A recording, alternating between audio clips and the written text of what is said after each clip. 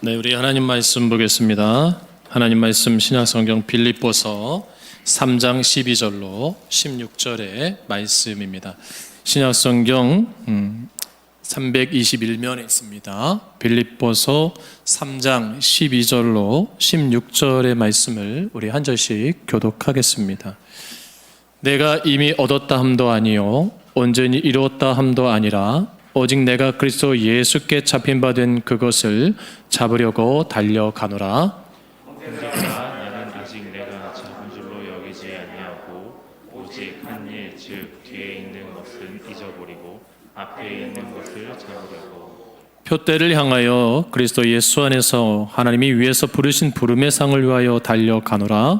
그러므로 누구든지 우리 온전히 이룬 자들은 이렇게 생각할지니 만일 어떤 일에 너희가 달리 생각하며 하나님이 이것도 너희에게 나타내시리라. 같이 공독합니다. 오직 우리가 어디까지 이르렀든지 그대로 행할 것이라. 아멘. 할렐루야. 네, 귀한 주일 우리 참 잘 오셨습니다. 우리 앞뒤 자본되게 인사하겠습니다. 사랑합니다. 축복합니다. 인사하겠습니다. 네, 빌립보서에서 나타난 기쁨을 경험하는 삶 시리즈 9번째 시간으로 목표가 있는 인생은 기쁘다, 목표가 있는 인생은 기쁘다라는 말씀으로 이 시간 함께 은혜를 나누고자 합니다. 유명한 물리학자인 아인슈타인 박사님이 뉴욕에서 기차를 타고 이제 어디론가 가고 있던 중에 승무원이 검표를 시작하게 했습니다. 지금이야 이 시대가 승무원들이 검표를 하지 않잖아요. KTX는 그냥 그죠? 근데 과거에는 꼭 이게 표를 검표를 했었거든요. 그러니까 이제 아인슈타인 박사님이 막 표를 찾는 거예요. 그러니까 어떠든지 모르고 계속 안절부절하니까 승무원이 보다 보니까 아주 유명한 아인슈타인 박사님이 앉아 계시잖아요. 그러니까 박사님, 전 박사님을 너무 잘 알아요. 훌륭하신 분이 설마 무임승차 하셨겠어요? 편하게 가세요 그러는 거예요. 너무 불안해하지 마시고 천천히 찾으세요. 표를 가세요 그러는 거예요. 그게 지나갔어요. 근데 아인슈타인은 계속해서 안절부절 못하면서 그 표를 찾습니다. 계속 찾아요. 그래서 한참 갔던 승무원이 다시 또 반대로 오잖아요. 그죠? 과거에는 다시 또 옵니다. 오는데 여전히 막 찾고 있는 거예요. 그랬더니 박사님, 제가 아까 말씀드렸잖아요. 괜찮다고. 그냥 편하게 가세요. 편하게 가세요. 목적지까지 그냥 편하게 가시고 가셔도 돼요. 그러니까 아인슈타인 박사가 그러는 거예요. 지금 나는 왜 표를 찾는 줄 아냐고. 내가 표 뒤에다가, 뒷면에다가 내가 내려야 할 곳, 내가 가야 될 목적지를 적어놨는데 그걸 잃어버려서 내가 어디 갈 줄 모르고 어디서 내릴 줄도 모르고 어디 목적지로 갈지 몰라서 지금 너무 힘들다고 그런 이야기가 있습니다. 사랑하는 여러분, 우리는 누구나 목표가 있어요. 그 목표가 있는 인생은 아름답잖아요. 그렇죠? 그리고 힘이 들어도 어려워도 그 목표를 위해서 달려가거든요.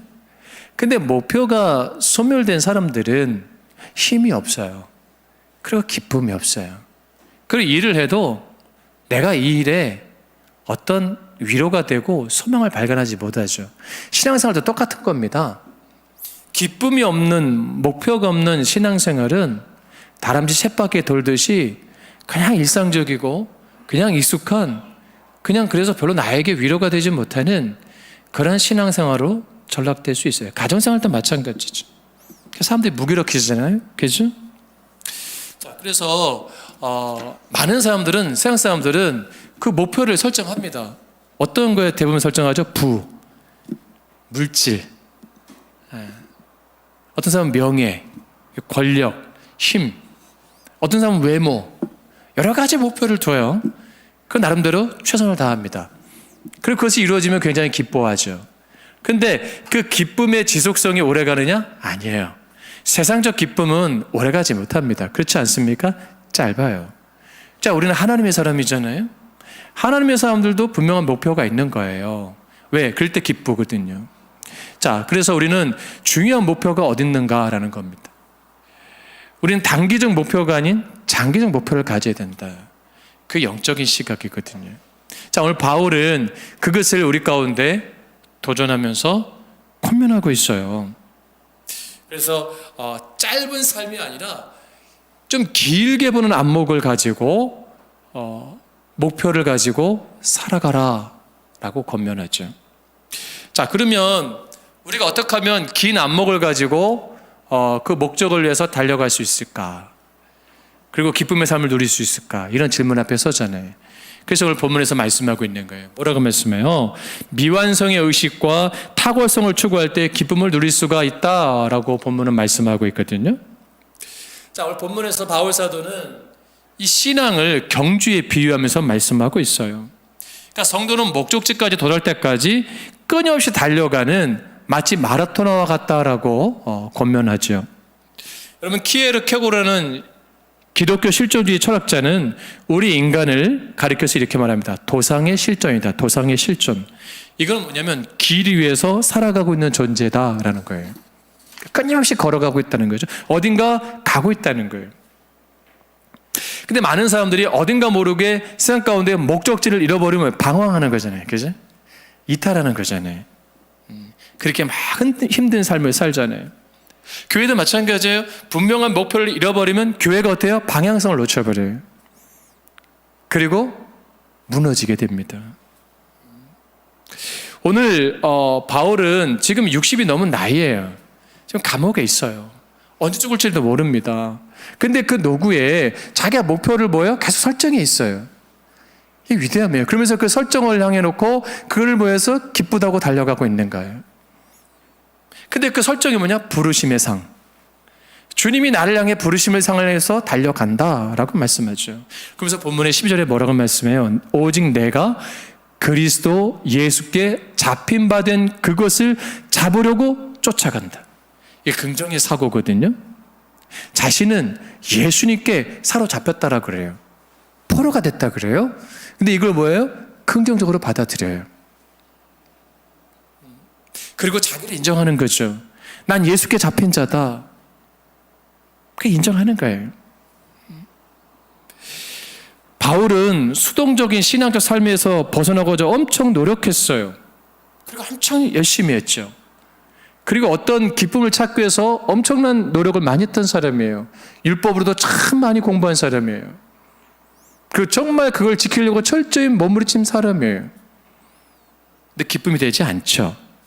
종교적 열심과 종교적 행위가 어느 정도 만족감은 있지만 어느 순간에 우리가 무너지잖아요. 그치? 또 갈등이 하잖아요. 자, 이것이 오늘 504주년 종교개혁 기념주일인데 루터가 고민했던 것과 똑같은 거예요. 믿음은 행위에서 난 게 아니거든요.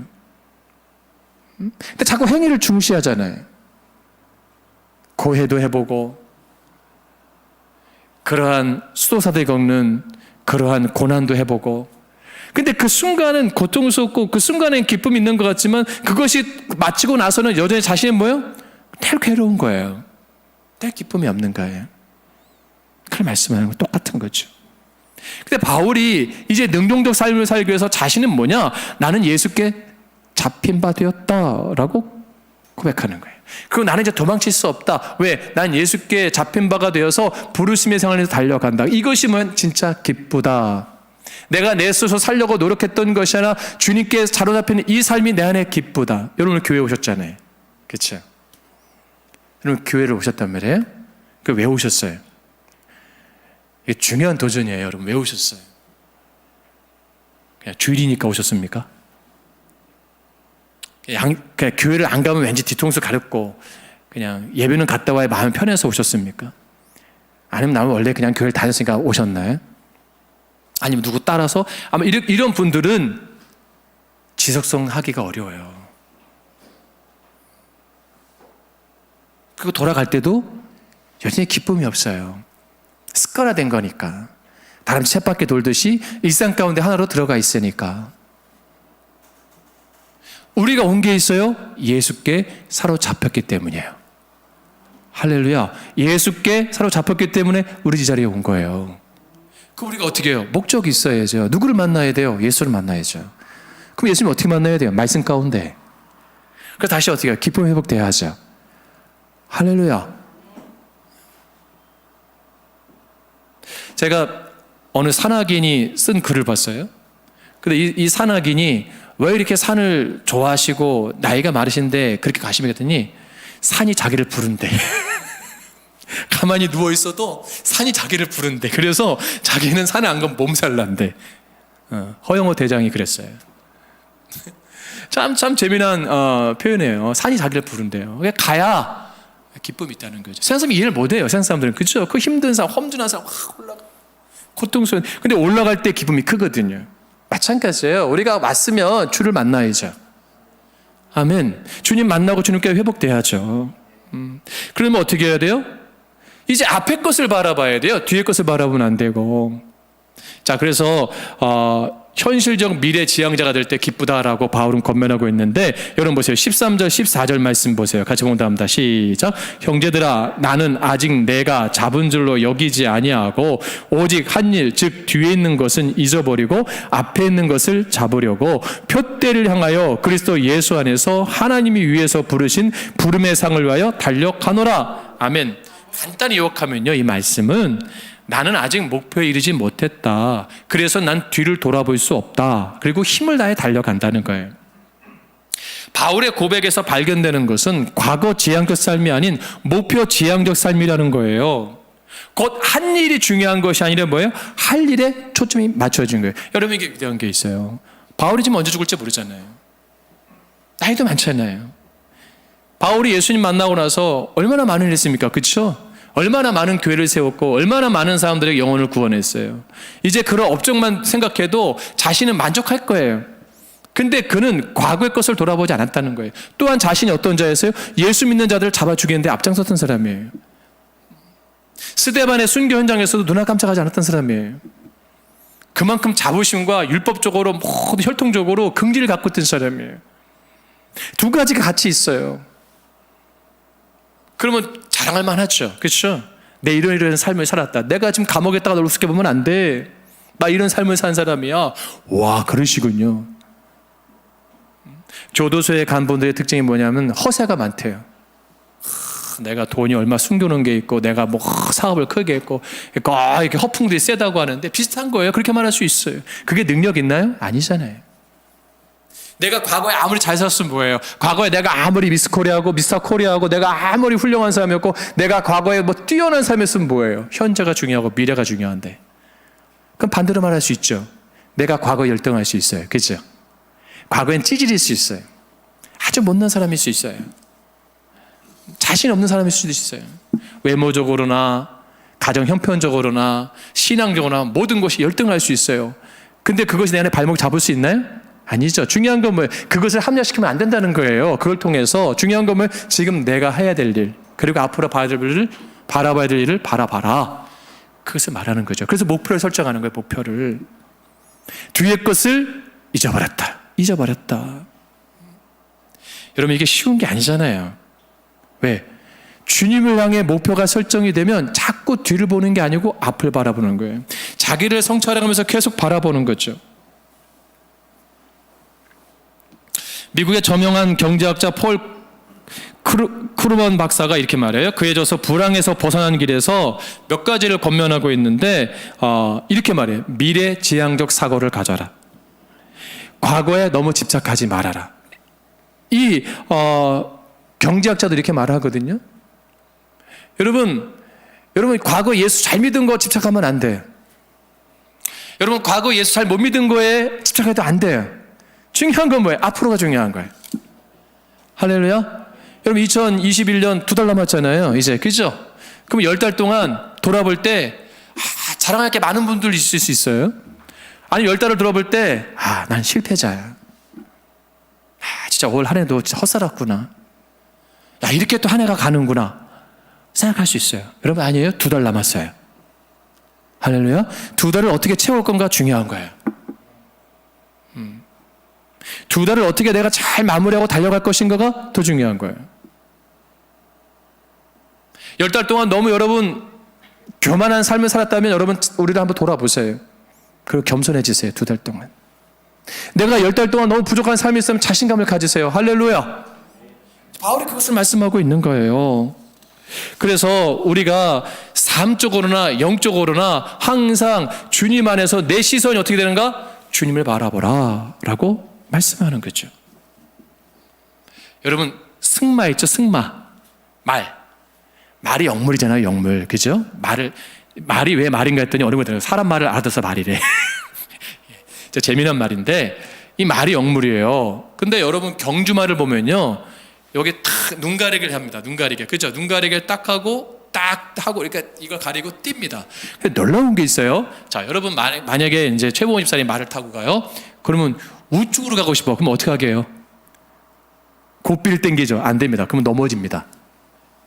대부분 사람들은 고삐를 당기면 말이 돌아갈 거 아니래요. 어떻게 하는지 아세요? 내 머리만 돌리면 돼요.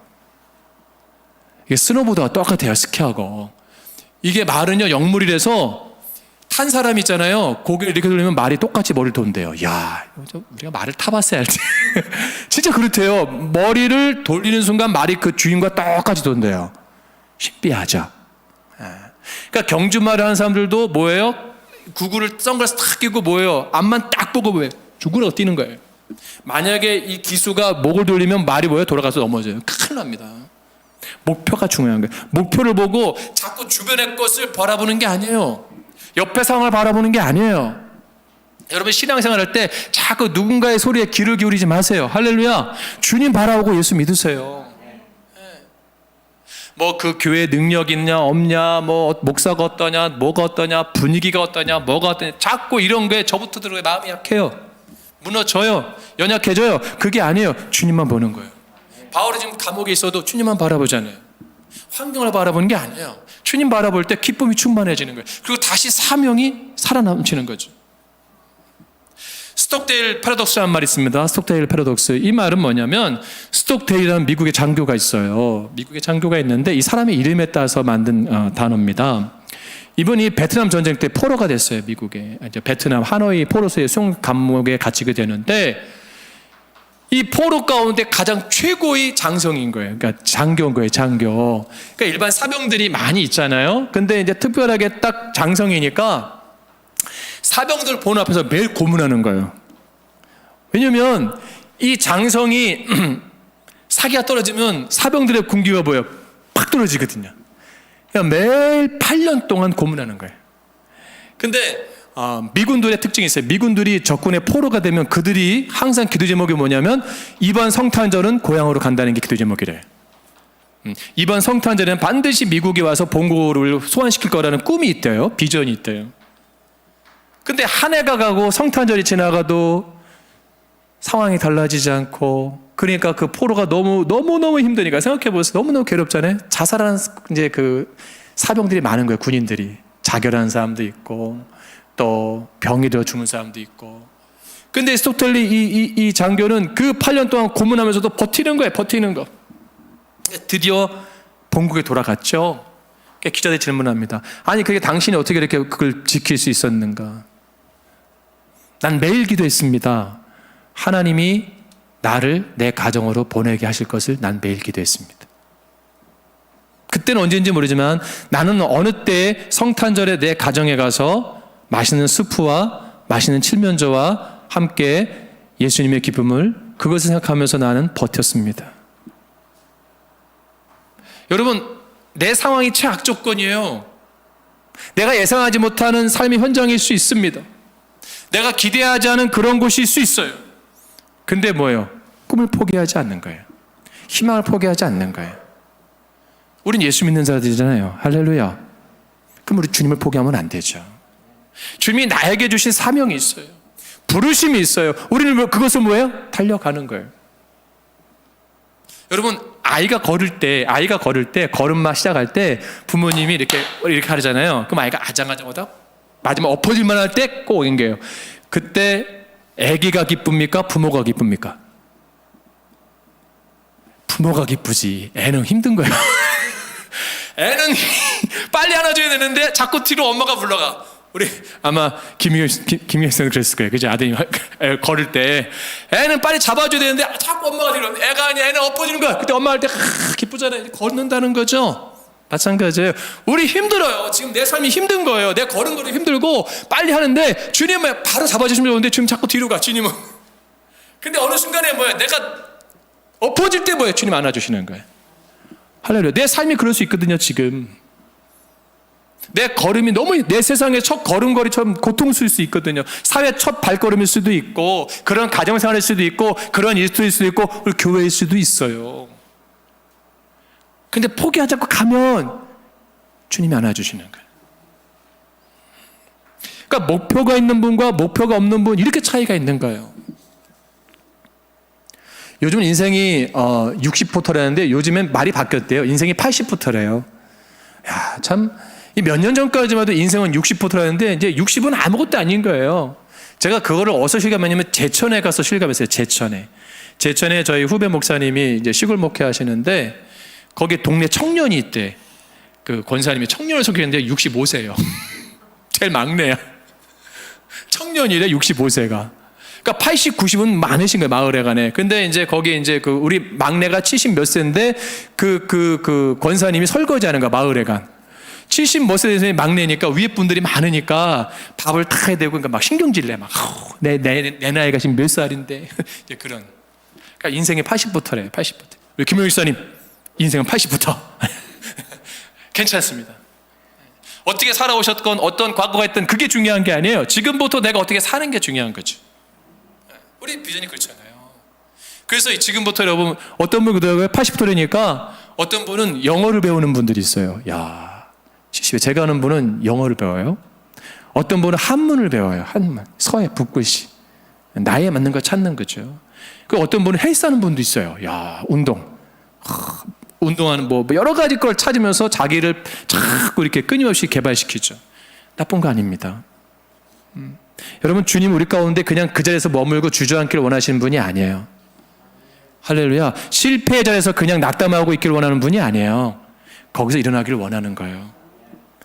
할렐루야. 옛날 영화 늑대의 춤이라는 게 있어요. 늑대의 춤. 케빈 코스터가 나오는 늑대의 춤이라는 게 뭐냐면, 이 아프리카 이 미국의 인디안들이 이름을 지어준 거예요. 그 케빈 코스터에게 늑대의 춤을, 늑대하고 어울리는 거 보고, 그리고 그 여자 주인공 이름 뭐지 아세요? 주먹 쥐고 일어서.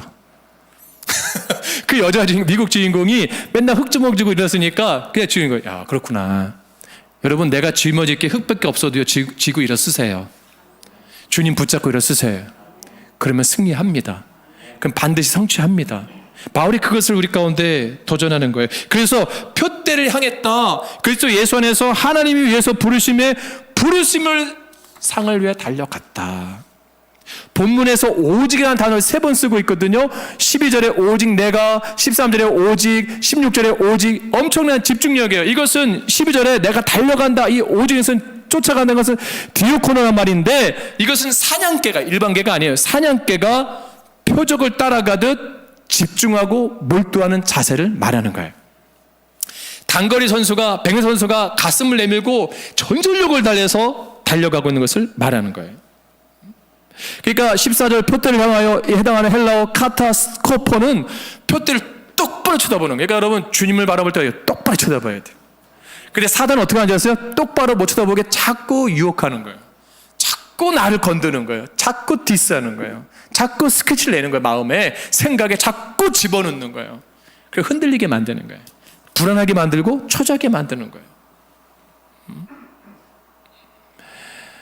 여러분, 정신과 치료 가운데 가장 힘든 분들이 의심병이래요. 의심병.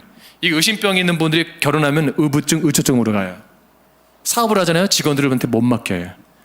가게를 해도 이걸 힘든 거예요. 그 의심병이 많은 분들은 꼭 원산지가 정확해야 돼. 음식을 먹어도 힘든 거, 못 믿는 거야, 이게.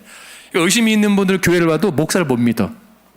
목사가, 의심 있는 목사가 그런 증세가 있으면 성도를 못 믿는 거예요. 그러니까 어떻게 맡겨요? 자기가 다 해야 돼. 이거 불쌍한 거 아니에요?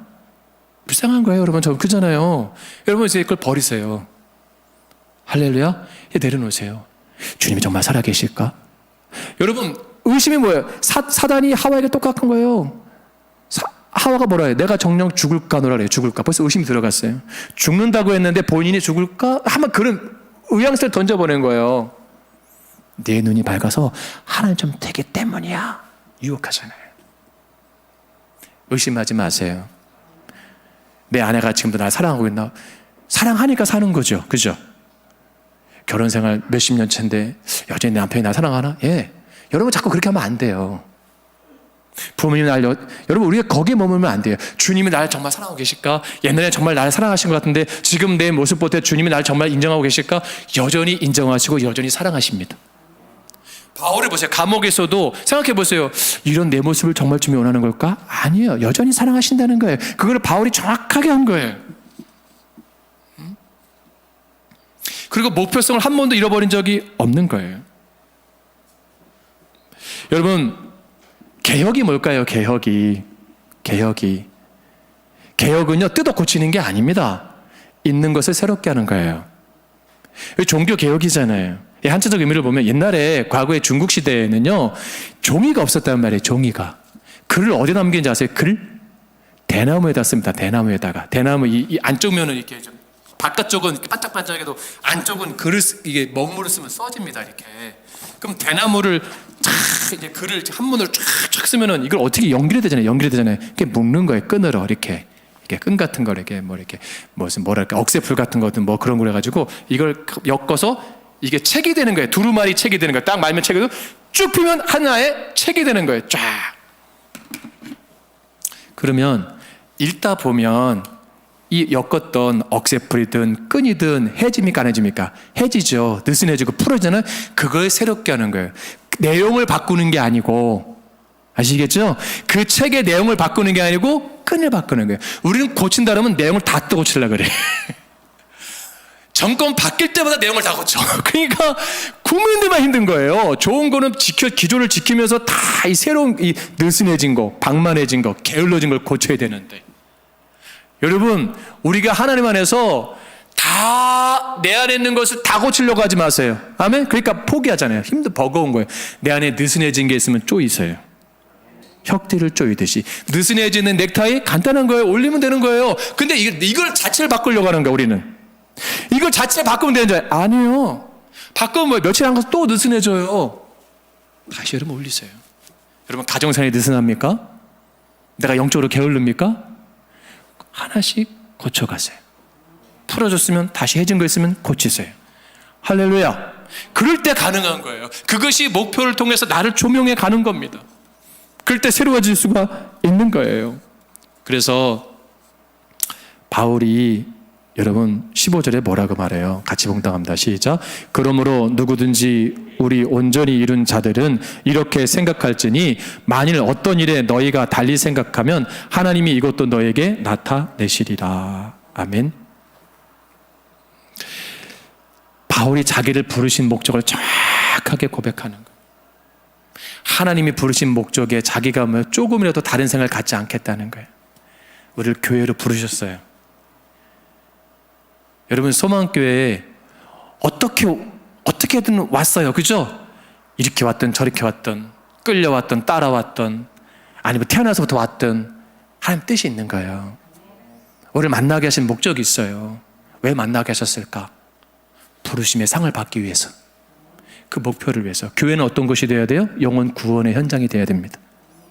믿음의 방주가 되어야 돼요. 주의 진리가 말씀이 서 있는 교회가 되어야 됩니다. 말씀이 벗어나면 세상과 다를 게 없는 거예요. 말씀을 떠나면 세속화되는 교회가 되는 거예요.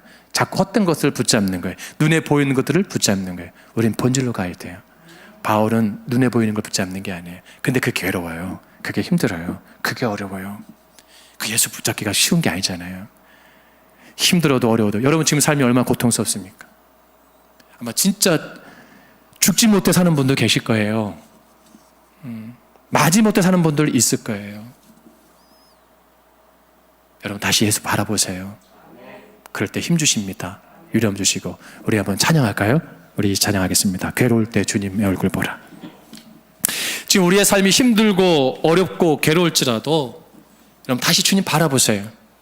내 삶이 무너져 있고 내 신앙이 패배해 있고 내가 열등감에 젖어 있고 내 육체가 무너져 있고 내 정신이 옛날만큼 온전하지 않고 내 말이 어눌하고 내 생각이 짧아지고 내 은혜가 소멸되었다 할지라도 여러분 포기하지 마세요. 주님 다시 바라보고 다시 부르심의 상을 향해 달려갔어요. 근데 마지막 때 천국 가서 주님 품에 안길 수 있는 그날을 바라보세요. 그럼 위로가 됩니다. 소망이 됩니다.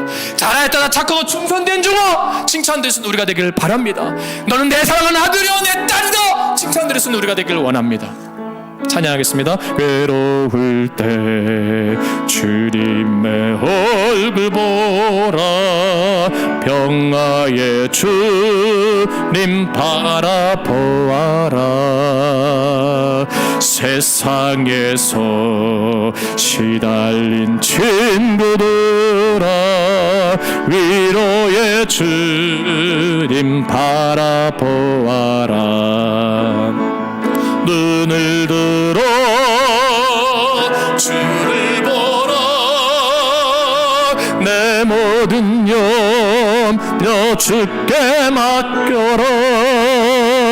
슬플 때에 주님의 얼굴 보라, 사랑의 주님 안식 주리라. 힘이 없고 내 마음 연약할 때 님 바라보아라.